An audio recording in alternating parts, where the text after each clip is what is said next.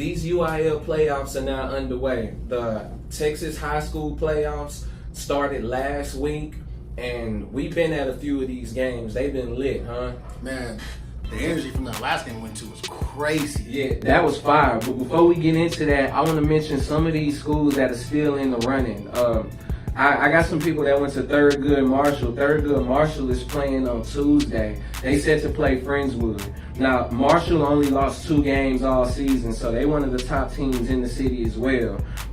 These wins they got in the first round include 2 blowouts. The second one going to Barbers Hill. Barbers Hill was just in the news for that case with the kid with the dreads. Okay, yeah. Yeah, they ruled against him being able to wear his dreads. Well, they got mollywopped by Thurgood Marshall. This was a 30-point game. And then in another bracket, you got Sci-Fall was upset by Tomball, and then Tomball was eliminated by Cy Ranch in a 1-point game. Tomball was almost 500, and they managed to beat Cy Falls, and then almost beat Cy Ranch. Ended up losing by 1 game, so they get to go into the next round. I mean, Cy Ranch gets to go into the next round. Cy Ranch is 25-11. They set to play College Park this week, who are 33-4. Cy Ranch too, we saw, right? We went to Cy Springs versus Cy Ranch. And Cy Ranch seems to still be climbing the ladder at this point. But they said they are the underdogs when it comes to this College Park matchup. So we'll see what happens. Yeah, I mean, you got other people like Atascocita was ranked pretty high on that list. Atascocita was number 1 for most of the season. And they lost. They out? Atascocita was eliminated. Who beat them? Clear Springs. Yeah. I don't know who that is. I don't know who that is either, but they making a name for themselves beating a team like this. Yeah. Who else you got? Baylor beat Fort Bend Travis. That was same thing. I mean, I don't even know. I don't know if that was really so much of an upset, but I really think Baylor probably had the upper hand or should have won that game. Those games were all close. Yeah. I don't think I got the final on that. I remember Travis being top 10 on that list. Nah, Baylor beat Fort Bend Travis 54-38. So so it was a blowout. Yeah, you would think Bel Air would have held them up, but nah, man. It was a blowout. Yeah, it's a lot of teams being eliminated. Guys' seasons are ending right here. If they seasons didn't end last week, then they're ending right here this week. Yep. I believe we're going into the regional championships now? Yeah, we got the regional quarter finals, and then next will be regional semifinals. But yeah, regional quarter is gonna be some great games in there, bro. When I'm looking at the bracket and I see it's only one part of the bracket is showing teams that's actually in Houston. It seems like the rest of the teams that are in the brackets on other sides of the bracket are in different cities in the state. Yeah, they kind of got some. On that bottom side, I guess it's Aldine. They're split up: Aldine ISD, North Side ISD, and then you got basically kind of how they're split. But yeah, you don't really see a whole lot of Houston teams. They're all kind of grouped together.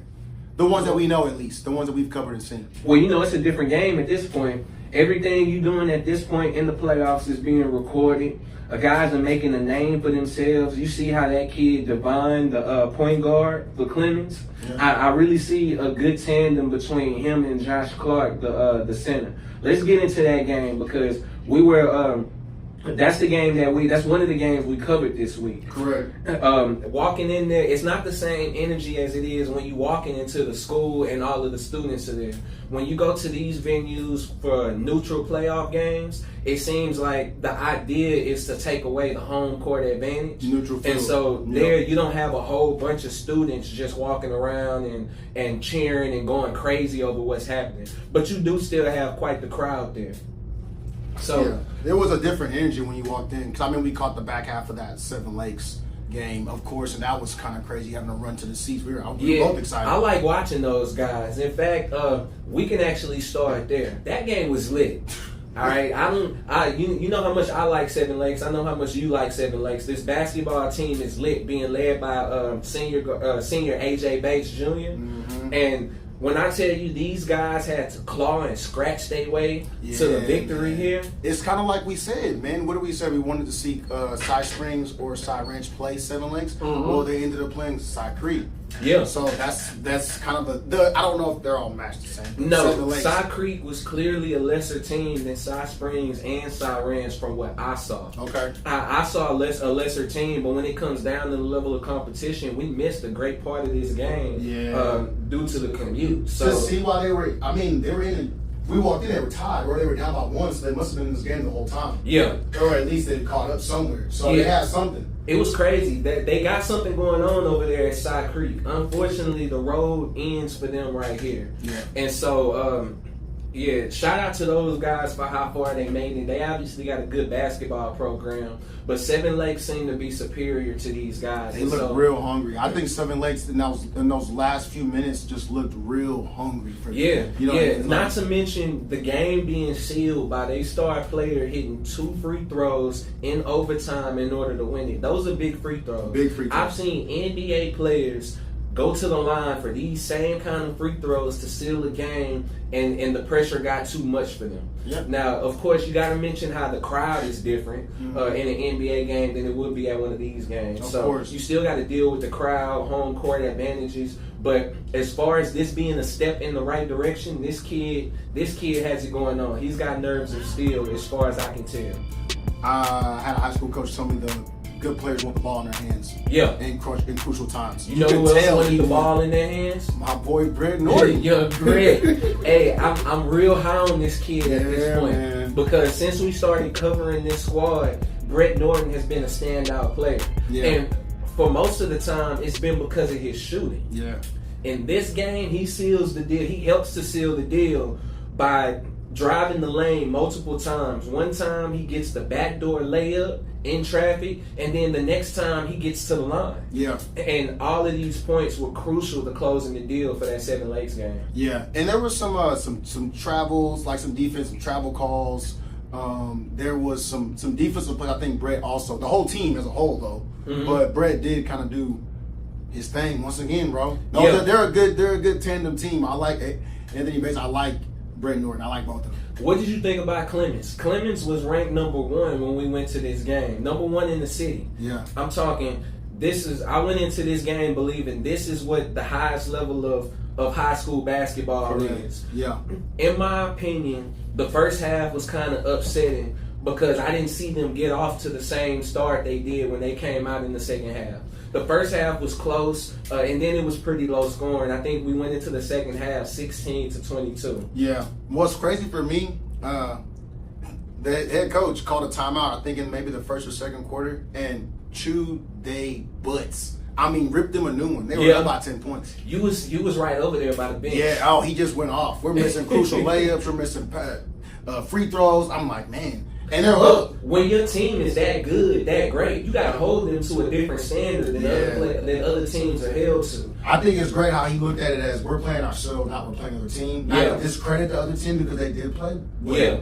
But especially in the first half. But if you look at the final score, it reveals that Stratford didn't score but 10 buckets, 10 points in the second half of the game. So when I was watching this down the stretch, there was a lot of free throws that was missed. It was a lot of free throws that was missed, and there was a lot of jump shots that were missed. They were settling for the jumper in the second round or in the second half. And so I honestly would have liked to see them going into the paint, forcing Josh Clark to either foul out, get in foul trouble by going right in his chest, or bring him out the paint. You need a big man that can shoot, that can stretch the floor. If you got a big man matched up against him that can shoot from 15 feet, it gives everybody else room to drive. It pulls him out of the paint. And I think they would have really benefited had they made that a part of their game plan. I don't think they really had a choice though, bro. I mean, 7 feet tall. This man is a monster. That kid is a monster, yo. He's a monster. And what's crazy is I actually looked up the shortest kid on their team's 5'9".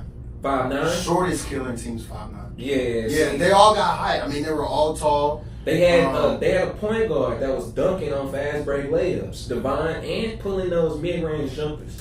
When it comes down to it, I can imagine Josh Clark is the best player on this team because of his height and his presence, how much attention he demands. But the point guard, Devon, number 0, this kid, and we call him Devon because that's his first name, and I don't want to butcher his last name. Yeah. I heard them butchering his last name at the game, and it wasn't cool. Hey, he's getting buckets, so I was just But rolling that hard. kid is special. You know who he reminds me of? That kid we covered at Cy Ranch. You remember, or was it Cy Springs? No, it was number 21. I do not remember his name. This kid, he pulls a mid-range jumper, and he's shooting all over the place. That's who Devon reminds me of. Okay. It seems Devon may actually Joshua be more Green? skilled. Josh Green. That's who it was. No, really? Okay. Josh Green. That's and my boy Devon- turning the fire alarms on. My Josh dog. Green and Devon kind of play the same, but they play 2 different positions because Devon keeps the ball in his hands. Yes, I'm glad you brought that up because Josh is not creating space like that. Yeah. He's not. If you look at like some of the game, I'm like, does he want to play? Like I'm watching Devon, like just because it's so effortless, he don't have to do a whole lot to move around. He just gets where the defense. I'm gonna takes. disagree with you in the first half. In Okay. the first half, he seemed to be the defense was crazy. You see one of the first highlights we had in the first half when the start of the game was Stratford jumping all over them on the defensive end. And that happened for like 3 plays straight. It was back-to-back, stealing the ball, fast break layups. We just didn't put them all in the highlight reel. Yeah, of course. So that first half was tougher for them than it should have been. The second half, though, they came out, they were warmed up. They took off on them. Bro, all the highlights on the second half is Devon. And not all of them, but most of them. And the reason why is because I think that he, at halftime, coach said, "Go score, go get."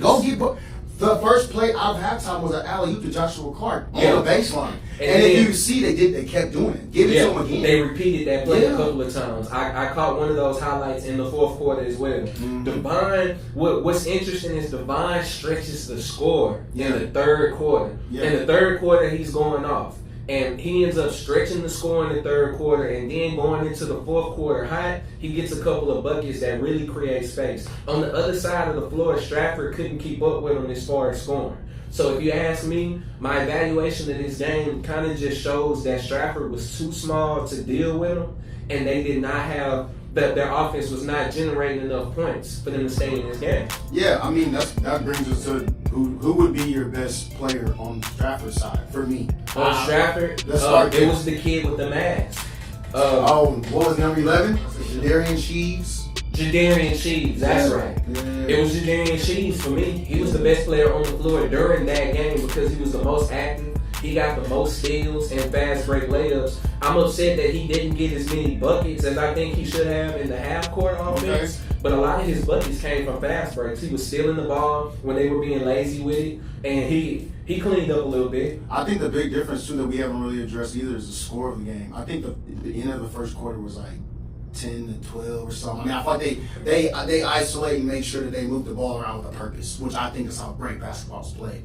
But that brings me to my point. I don't know why. Maybe I like his name. Maybe I like his number. I don't know. But 7, Francis was my favorite player from Stratford. Yeah. He had a jumper. I like the hand. I like him being able to shoot. They didn't get a whole lot of offense. They didn't. They didn't. They scored 26 points in total, and that's just not going to get it done. Another thing I think they should have done was utilize the fact that they don't have a shot clock. Yeah. You don't have a shot clock, so you might as well swing that thing around until you get some buckets. Also, we failed to mention Clements at the end of the second half and at the end of the first half and most of the second half went to a half-court press, a half-court trap on these guys and got multiple steals real quick, multiple travel calls, turnovers. That's what really changed the game. That combined with Devon scoring in the 3rd and 4th quarter is what really changed the game. That half-court trap, Stratford didn't know what to do with that. At all. It froze up. And it's just a bunch of stops. That's what I think got that gap.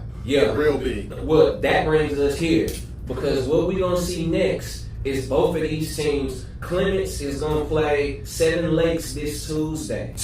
What? Yeah. Hey, man, that's what we want to see. I'm excited to see that game. I'm not going to lie because we've been watching these teams. Definitely been watching Seven Lakes for a few weeks now. And we see that they're on the top level when it comes to high school basketball. It's a couple of teams that I want to see them play against, including those 2 teams from Cypress we went and saw. Yeah. This game, Clements, is really going to be a measuring point for them because, in my own opinion, they're not good enough to beat Clements.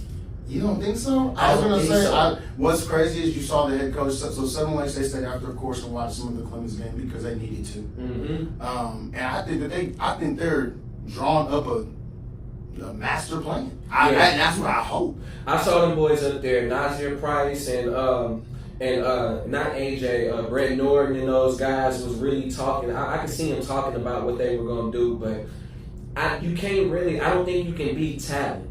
These guys have God-given talent, their heights, their skills, the speed and everything. And I think that's where Seven Lakes lacks is in athleticism.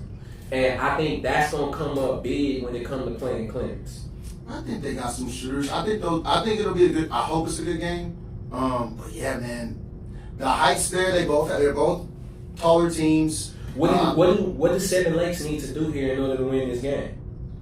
They gotta take out Divine, and they can't let Joshua Clark get buckets. They gotta out rebound him. They gotta box him out. They gotta get him. They gotta find a way to pull him out the paint. Yeah, I mean, did you see how he threw that shot all the way to the backcourt? He threw it from the paint. Rick's just long arms. Crisper texted me before the game. Is that Wembanyama? No, that's Joshua Clark. If that kid is about 7 feet tall right now, kids don't stop growing at this age. Man, dude, yeah, he's gonna be a terror. Not young boys. So yeah, that means he got a lot of room to grow. I don't know. Clemens, this is their game to lose. Yeah. Seven Lakes is the underdog. I like rooting for the underdog here. Seven Lakes, if they win this, is gonna prove something here. If Clemens loses, then they lost the game that they were favored to win. But if Seven Lakes loses, they were supposed to lose. They're the underdogs here. If Seven Lakes win, that would be a significant outcome because Seven Lakes has been playing at the top of the city the whole time, the whole season. And so they've been playing under Clemens. Yes. And so if they're able to win this game, it's going to show that they even better than I thought they were. Mm-hmm. And it's going to show that they got a lot more left in the tank. It's going to be cool to see them come back around next year. We're going to see who's a dog. We're going to see who's a dog. Yeah. It would be nice to see Brett Norton and AJ Bates Jr. really get it going in this game. They got to get super high. I think they live by the 3 or die by the 3. Yeah. A lot of points between them two would likely win the game. No, they be loving the way.